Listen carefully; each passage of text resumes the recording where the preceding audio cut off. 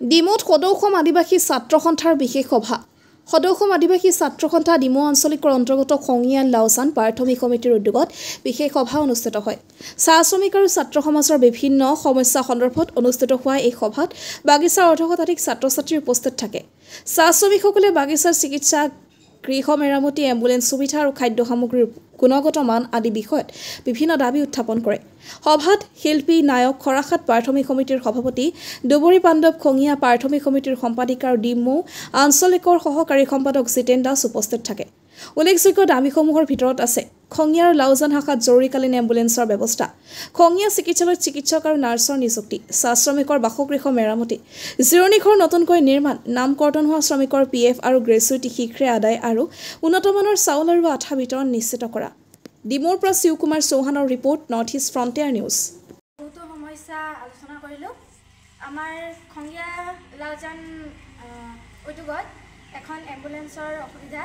এই এম্বুলেন্স আমাক আজিলৈকে দিয়া নাই আৰু আমাৰ যিটো খঙিয়া লাওজান খৰাহাটত যিটো আমাক ৰেচন দিয়া হয়, সেই ৰেচন অতি দুৰ্গন্ধদায়ক আৰু এই ৰেচন খোৱাৰ উপযোগী নহয় আৰু আমাৰ ইয়াত দৰমহাৰ অলপ খেলিমেলি হৈ আছে।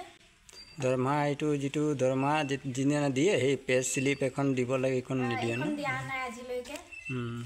তাৰ এই বাসগৃহটো যিটো যে কোৱাৰ্টাৰ দিয়ে, বাসগৃহ দিয়ে, সেইখন আৰু শৌচাগাৰটো ব্যৱস্থা আছে নে ভাল? আমাৰ ইয়াত এনেকৈ একো ব্যৱস্থা নাই। এই বাগান কোৱাৰ্টাৰবোৰ এইবোৰ পুনৰাই মেৰামতি কৰিব লাগে, এইখন মেৰামতি কৰা নাই আৰু শৌচাগাৰসমূহতো শৌচাগাৰ হৈ থকা নাই, একেবাৰে অৱস্থা বেয়া।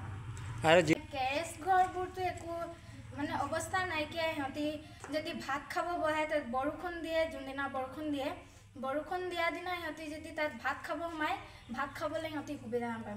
এফালে পানী পৰি থাকে, গাঁতত পানী পৰে, এনেকৈ ধৰণৰ আজি আমি আগতো জনাইছিলোঁ কিন্তু একো সঁহাৰি নাপালোঁ। খঙিয়া আৰু লাওজান প্ৰাথমিক সমিতিৰ এখন সভা অনুষ্ঠিত হৈ যায়। এই সভাত খৰাহাট খঙিয়া লাওজানত যিখিনি সমস্যা আছে সেই সমস্যাৰ ওপৰত এখন আলোচনা হয়। এই আলোচনাত আমি বহুতো গুৰুত্বপূৰ্ণ বিষয়কেইটাত আলোচনা কৰিলোঁ।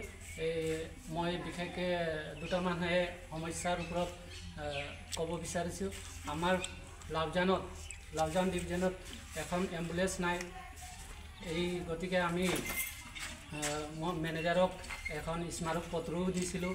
এই স্মাৰক পত্ৰৰ একো সঁহাৰি নজনাই আজিলৈকে একো হোৱা নাই। সেইটো কাৰণে আমি অহা 10-15 তাৰিখে 15-16 তাৰিখে আমি আৰু এখন স্মাৰক পত্ৰ দিয়াৰ সিদ্ধান্ত গ্ৰহণ কৰিছোঁ।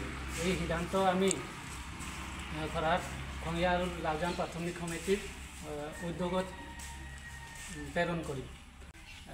বৰ্তমানলৈকে এতিয়া আমাৰ খঙিয়াত এখন এম্বুলেন্স নাই আৰু যিখন ডিছপেঞ্চেৰী আছে তাত নাৰ্ছৰ অলপ অভাৱ আছে। সেইখিনি যদি আমাক মালিক পক্ষই বা মেনেজাৰে অতি সোনকালে দিয়ে তো আমি অতি আনন্দিত হ'ম। তাৰ লগতে আমাৰ খৰাহাটৰ আৰু খঙিয়াৰ প্ৰাথমিক কমিটিৰ সভাপতি সম্পাদক আছে, সিহঁতেও দুআষাৰ বক্তব্য দাঙি ধৰিব। অন্তৰ্গত থকা খৰাহাট লাওজান আৰু খঙিয়া আজি বহুত জৰুৰী সভা অনুষ্ঠিত কৰা হয় আৰু সভাত আমি বহুতো খঙিয়া চাহ বাগিচাৰ কিছুমান বিশাল সমস্যাও আমি সমাধান কৰিবলৈ আজি এই সভাখন অনুষ্ঠিত কৰা হয় আৰু সভাত আমি কিছুমান সমস্যা আমি আপোনালোকৰ আগত দাঙি ধৰিছোঁ যে আমাৰ বৰ্তমান খঙিয়া আৰু লাওজানত এতিয়ালৈকে আমি এম্বুলেন্সৰ এটা সুবিধা কৰি দিম বুলি কৈছিলে, এতিয়ালৈকে সেইটো কৰি দিয়া নাই। আৰু এটা সমস্যা আমাৰ যে আমাৰ যোনটো ৱেলফেয়াৰ খঙিয়া চাহ বাগিচাৰ যোনটো ৱেলফেয়াৰ, সি অকল ৱেলফেয়াৰ হৈ থকা নাই। বৰ্তমান তাক এছিষ্টেণ্ট মেনেজাৰ হিচাপে দিছে। তো এই বিষয়ে অলপ হেৰি কৰিব লাগে। সি যোনবোৰ কাম যোনবোৰ ৱেলফেয়াৰটো যোনবোৰ কাম সেইবোৰ নকৰি সি বৰ্তমান ফেক্টৰীত অকল সোমাই থাকে। সেইবোৰ অলপ চাব লাগিব আৰু কিছুমান আমাৰ এনেকুৱা সমস্যা আছে আৰু এতিয়া যোনবোৰ কৈ পেলাই গৈছে যে ৰেচনটো আমাৰ বৰ্তমান এতিয়া বহুত বেয়া হৈ গৈছে বোলে ৰেচন দিয়াটো সেইবোৰ অলপ চাব লাগিব